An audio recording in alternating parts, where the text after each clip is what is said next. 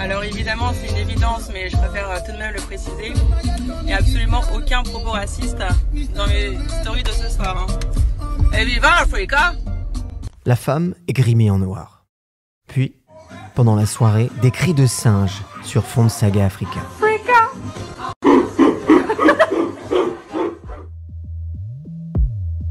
Cette vidéo publiée début 2020 et vue plus d'1 million de fois fait scandale.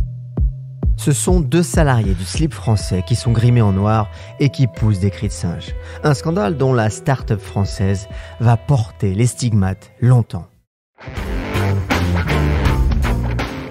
Bienvenue dans la série de l'été consacrée aux scandales qui ont fait trembler les entreprises. Aujourd'hui, je vous raconte le scandale du blackface des salariés du slip français. Un scandale qui bouscule toute la Startup Nation. Donc, comme je vous le disais, faites des choses que vous aimez. Qu'est-ce que vous voulez faire plus tard? Je ne sais pas encore. J'hésite. Je veux acheter une fusée aux Russes pour aller dans l'espace. N'aie pas peur de l'avenir. Il faut se construire. L'expérience ne s'achète pas et ne se transmet pas. Bienvenue sur le podcast Il était une fois l'entrepreneur, le seul podcast business en France qui raconte les histoires comme une série tous les mardis. Je suis Laurent Broye, fondateur de Inspire Média, et chez Inspire Média, en plus de raconter des histoires, nous aidons les entreprises à lancer leur podcast. Et n'oubliez pas de vous inscrire à nos spectacles dans toute la France, Inspire sur scène, que vous retrouverez en description.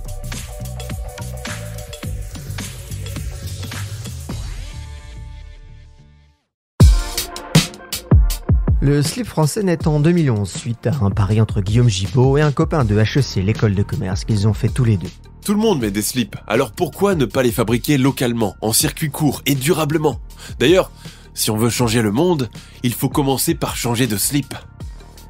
L'aventure du slip français est lancée. Il fait une commande de 600 slips en septembre 2011 tout en lançant la marque. Mais il galère, et Guillaume pourtant est créatif et sait utiliser le buzz.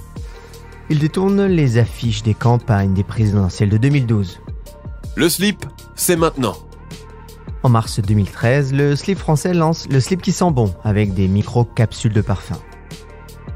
En l'espace de 10 ans, la marque devient un incontournable du paysage français avec un chiffre d'affaires de plus de 20 millions d'euros et fait de Guillaume une des figures de proue de l'entrepreneuriat français.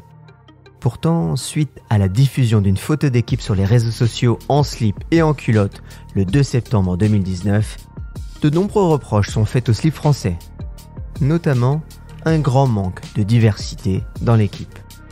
Le lendemain, la marque fait son mea culpa. Vous avez raison, il n'y a pas beaucoup de diversité dans l'équipe. C'est un constat et on aimerait que cela change. Mais un scandale l'attend pourtant.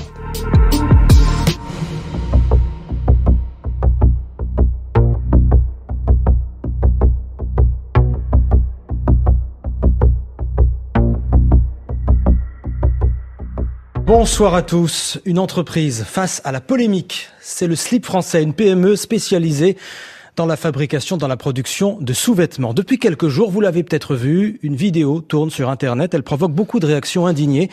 Car sur cette vidéo, on voit 2 femmes et un homme, des blancs. Une des femmes est maquillée en noir. Elle imite ce qu'elle croit être une femme africaine ou antillaise. L'homme, lui, est déguisé en singe.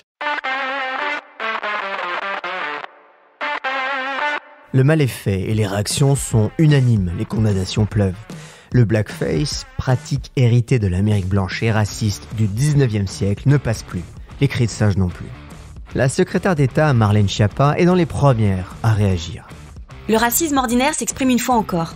Oui, se moquer des personnes noires en imitant un singe au son de Saga Africa, c'est raciste. Guillaume Gibaud prend alors la parole. Nous condamnons très fermement ces comportements. Ces actes sont contraires à nos valeurs et à ce que l'on construit depuis 7 ans.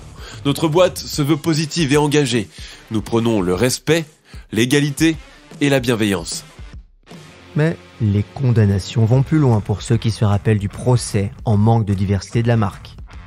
La marque a déjà été épinglée pour ce manque de diversité. De nombreux appels au boycott de la marque sont lancés. Arrêtez de nous dire que la société n'est pas structurellement raciste. Comment des individus qui ont tous des bac+5 peuvent-ils se déguiser de la sorte et se filmer fièrement? C'est honteux. #boycott slip français. Les 2 salariés sont convoqués et sanctionnés. Guillaume rassemble alors les salariés le vendredi même pour rappeler les valeurs de l'entreprise.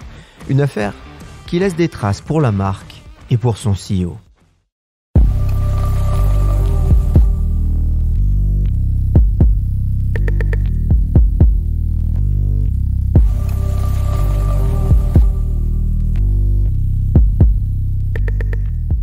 La question qui se pose finalement, est-ce qu'une entreprise peut sanctionner des salariés pour leur comportement dans la sphère privée? Quel est le rôle de l'entreprise ici? Dans tous les cas, pour Guillaume Gibaud, ce scandale touche au fondement même de l'entreprise. J'ai à cœur de redorer notre blason, pour l'entreprise et pour les salariés. Depuis, il s'est engagé sur les sujets de diversité et d'inclusion en intégrant le mouvement Take Your Place. La Startup Nation souffre d'un manque de diversité et Guillaume veut changer les choses. La marque, quant à elle, a dû traverser le Covid et le scandale semble déjà loin. Les ventes ont repris de plus belle. Et ça, c'est une autre histoire.